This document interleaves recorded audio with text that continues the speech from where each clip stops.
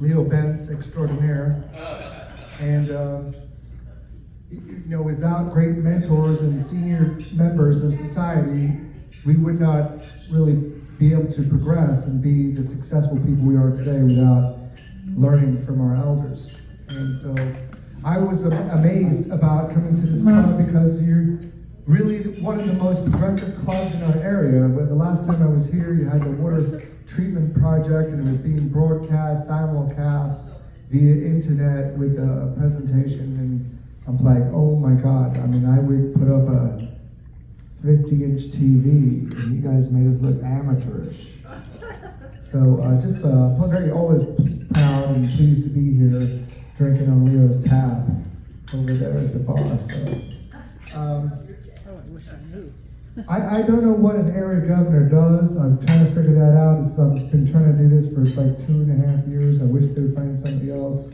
But they say, well, you're not quite done yet. We need you as a volunteer, and nobody else has come up. So mostly what I do is try to visit my clubs in my area 3 or 4 times a year. If I haven't been here as much as I should, and since I'm going to Pets next week, I'm supposed to be collaborating with my area presidents and making sure they're checking the boxes and doing all their things they're supposed to.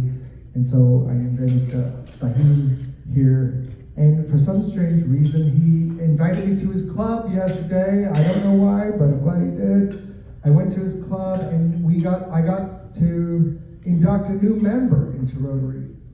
And her name was Mildred and Millie, and he had a really beautiful ensemble of people of the cross-section of the community at Spanx the Hog.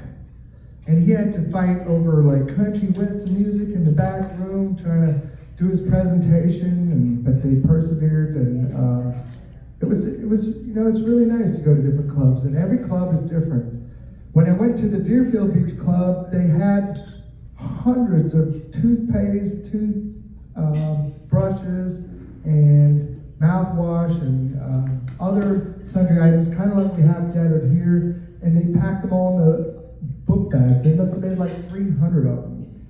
And our club and your club both involved with the BSO, help with the book bag program and the dictionaries, and it's just amazing how many ways the Rotarians impact the community in a positive way. And I would just always wonder, why do you have to give $5,000 to the sheriff's office or $10,000? I'm like, why? Can we spend that somewhere else? The cops always seem to be arresting me. But I went to the giving of the community they had in Pompano Beach, and they had a playground filled with shoes. Like thousands of shoes, brand new, like really nice designer shoes. And all the kids from the community came, and we have a little popcorn and a spinning cotton floss candy, dispensary thing. And just to give to kids and make sure they got a book bag, and they get a dictionary, and they get some toothpaste and some deodorant, and to us, it's simple stuff. But I mean, to them, it must be a real big deal. A pair of nice shoes and a book bag. And everything you do in Rotary is always inspiring. It just brings so much joy to me in my life to give back to others who just giving is much better than receiving. I just play on the internet, and money flows to me in my business. I have 4 Bobcat dealerships, and it costs me like $15,000 an hour to run my business. And to come to Rotary is the highlight of my week, and to just be part of the giving is the joy of living. And I went to Ryla a couple of weeks ago, and Sahim and my president, Pascal, she went there, and they gave the whole weekend to get on the bus and take these kids from Broward County to Key Largo and teach these kids, some of them with emotional challenges. This young lady who was a leader there, she said that she came from another country, she didn't speak English, and that her parents got divorced, and her mother said, I'm sorry, we have to go to America, and we're leaving your dad. And she hooked up with some guy, and she fell in love with him. She asked the father if he would be her dad. She asked him to adopt her, and he said, well, if me and your mother break up, I'll probably never see you again. And like, it just like broke your heart right there.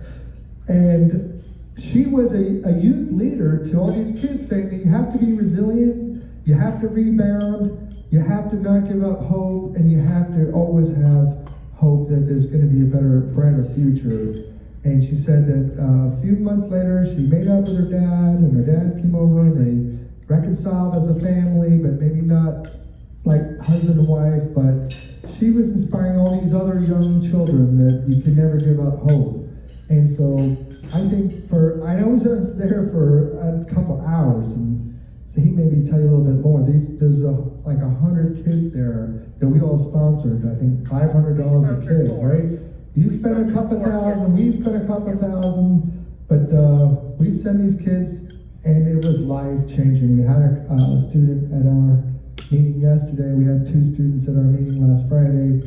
But you guys may be not as physically agile, but you're very giving in the community in other ways, and what you do is really appreciated, and it goes a long way. I just want to say I'm very proud to be area governor and represent you, and I'm here as a servant. If you need anything, I don't know much what I can do, but I will certainly listen, and I'll try to help you in any way that I can. I just appreciate you. And here's to Leo Betts. God bless America.